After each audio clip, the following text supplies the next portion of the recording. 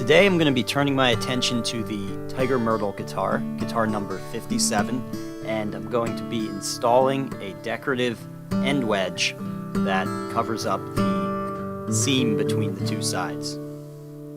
So the first thing I do is just sand the end wedge area completely flat to get it ready for the process of marking out and cutting the channels. Framing the end wedge will be two pieces of curly maple. These are cut directly from binding strips so that they'll be the same figure and the same width and size as the rest of the binding scheme. And that way, the border of the end wedge will appear to just be a continuation of that binding pattern. For the main portion of the end wedge, I have this really burly scrap of Tiger Myrtle. And so I'm going to use the two framing pieces, the curly maple, to sort of eyeball where within this piece of wood I want to pull the end wedge out of. So essentially I'm just looking for the most attractive or interesting figure. And I can also, based on the figure, determine how wide or how much of a taper I want this wedge to have. And I think I like it most in about this area right here.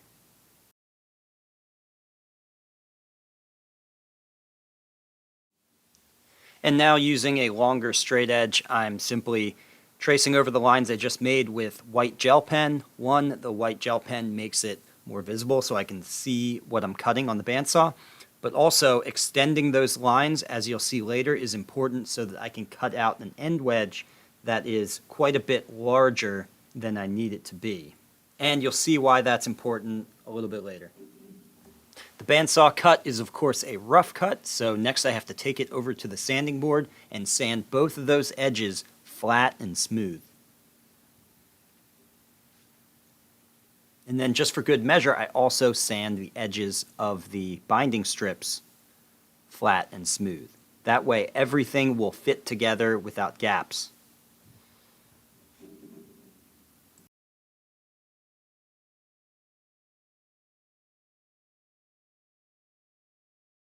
Okay, so let's go ahead and just take a early look at this. So what's nice about cutting this wedge oversized is that at this point I can put it in position like this and I can move it around. So let's push it up this way and decide if I want more or less of a wedge, wider or thinner.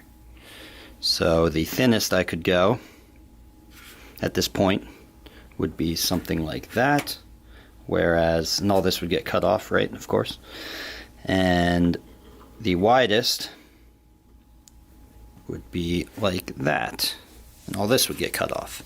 Okay, and so I think I like the wide side a little bit more. Not to mention, I just think the figure up here is a little more interesting, and I don't want to lose that.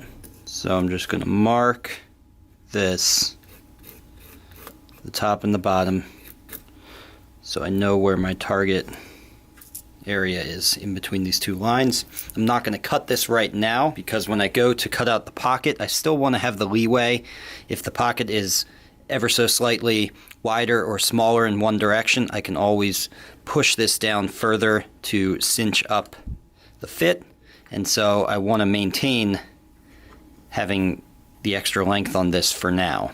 Likewise, if I suddenly had some inspiration to add some fiber strips or something like that to this, which those fiber strips taking up more space would push this up and force it to be skinnier, well, I would still have that option at this point if I don't cut this to size too early.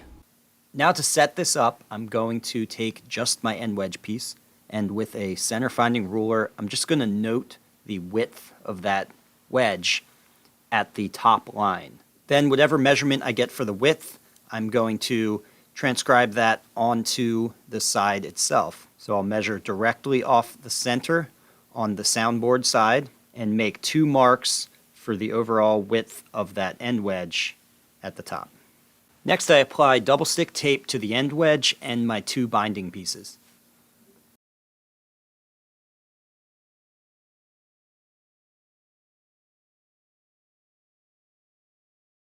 Now I peel the double stick tape off and I stick down the end wedge so that the top of the end wedge is just between those two marks that I made for the width of the end wedge. Now it's important to notice that I'm not actually pressing down on this yet to stick it down because I didn't make any marks for the bottom skinnier part of the end wedge. That can be and probably is very off-center. So before I press this down completely, I just want to check it on both sides, adjust it ever so slightly if I need to, in order to get that angle measurement identical on both sides. And once that measurement is good, then I can press down on it with my fingers and it will stick down there good. Now you might think, why not just make marks on the top and the bottom off of the top center line and the back center line so that you can line it up equally with both the top center line and the back center line. And the reason for that is it's actually a lot easier throughout the build process to end up with a slightly off center line on the back as compared to the top. Ideally, those two center lines should be exact, but if they're off by even just a hair, and you set your end wedge to that, you're going to really notice it because it's going to have sort of an odd looking angle. What's more important to your eye is that both of the angles coming off of the top look the same. So in this example, I have a 93-degree angle on both sides. Next, I peel the backing off of the binding strips and stick those down as well, right up flush against the sides of that end wedge. Now I could at this point bring out my saw and make these cuts using the binding strips as a fence. However, for one, there would be a pretty high chance that I could skid off my mark and make a real nasty cut into the visible part of the sides. Furthermore, my cut would actually be slightly wider than the intended size of the channel by precisely the thickness of the saw blade itself. So instead of making the cut now, I'm actually going to stick down 2 more pieces of wood onto the outside of those binding strips. Then I'm going to remove the end wedge and the 2 binding strips from the inside, and now I'm going to make my cuts using those fence pieces that I just laid out. This way, if I skid off my mark, I can only do damage on the inside of that end wedge footprint and not on the outside. And I've also solved the problem of inadvertently cutting the channels wider by the thickness of the saw kerf.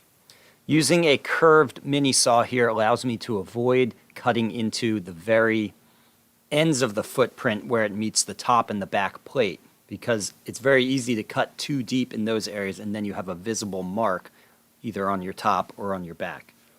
So I'll cut the full length along the fence, just avoiding that last little 1/16 of an inch on each side. As you'll see, getting clean and precise lines right here at this stage is really the most important part of this whole process. If you can execute these outside lines perfectly, then removing the rest of the material on the inside is easy. So that's why I go through all the extra measures of very carefully setting up those fences. In fact, from here on, those outside lines that we've created are sacred and we don't want to mess with them. Now I set up a Dremel to cut just a hair less than the thickness of my binding strips. The first thing I do with the Dremel is carefully remove the areas of end grain where the soundboard and the back plate is. These areas can be fussy if you don't treat them in a certain way, meaning if you just run the Dremel through them and come out the other side, you can actually get some frayed ends that will blow out beyond where your binding is going to go, hence leaving you with a visible repair later on.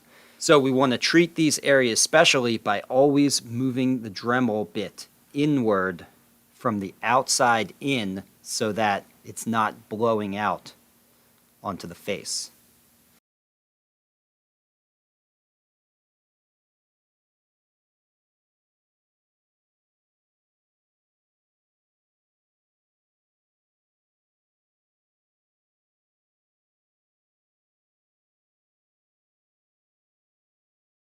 And once the ends are good, I can then start hogging out the rest of the material in the middle.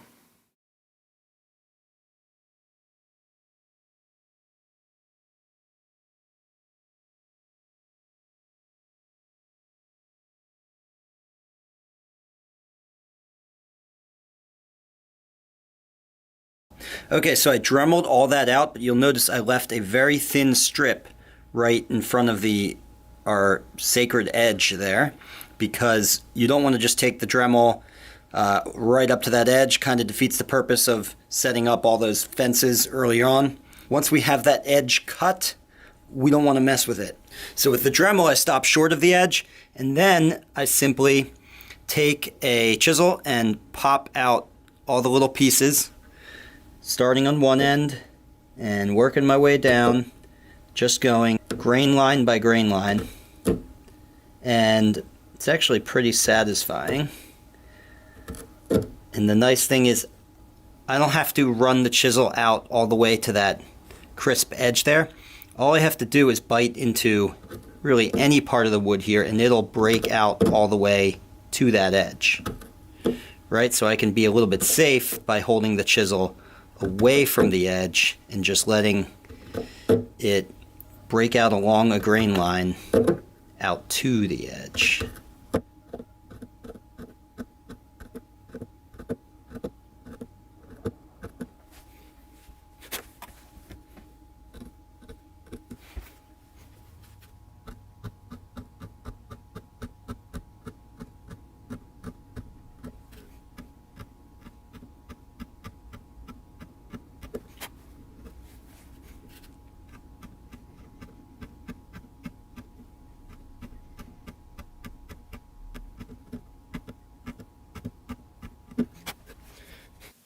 And now just a little bit of cleanup with a nut slotting file. The nut slotting files are good for this simply because the sides of the file are ground flat and smooth, and the cutting teeth are only on the edges of the file.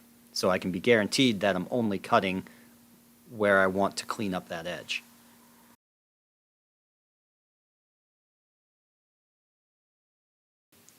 And after checking the fit, I can go ahead and glue this in.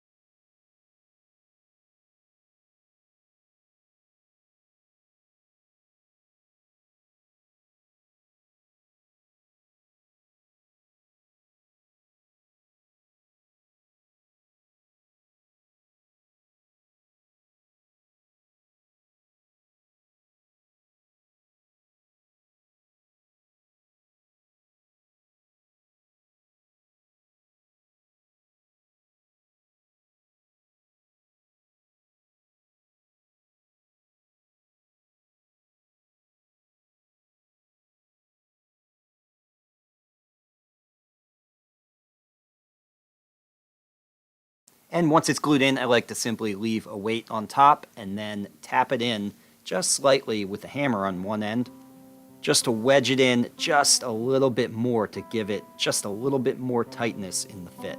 And then I clean up the glue squeeze out.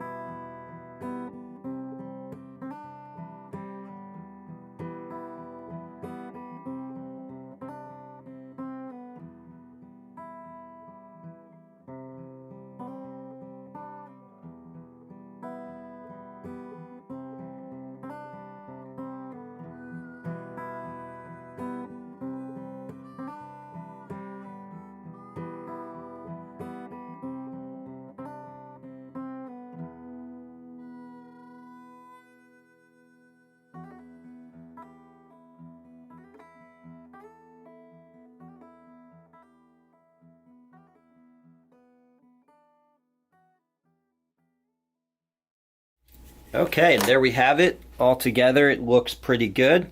I'm really happy with it.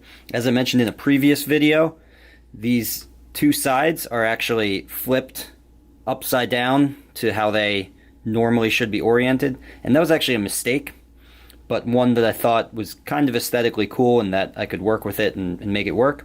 And I think it has worked, and it does look really cool. Originally, I was trying to come up with some way to do the end wedge so that there would be some sort of line aesthetically connecting this pinkish band right here.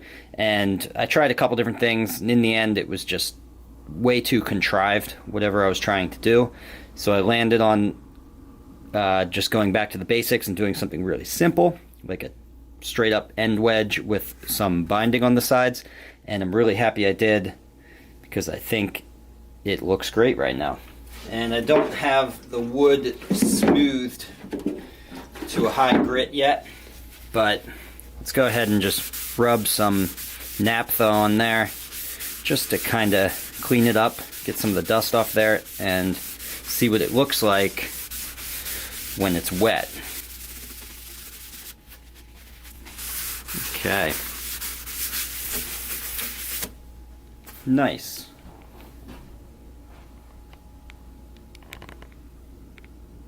So next we'll be getting this ready for binding. So it's going to be maple binding going all the way around. So this will be running right over the top of the end wedge, just like that. So both of the sides will be framed in curly maple. And that's it for now, so bye for now. If you learned something here, please give this video a like and subscribe so you can be notified when I release a new DIY guitar making video every Friday. And if you want to really learn more, take one of my structured online courses at ericschaferguitars.com or register for a hands-on guitar building workshop here with me in Burnville, Pennsylvania.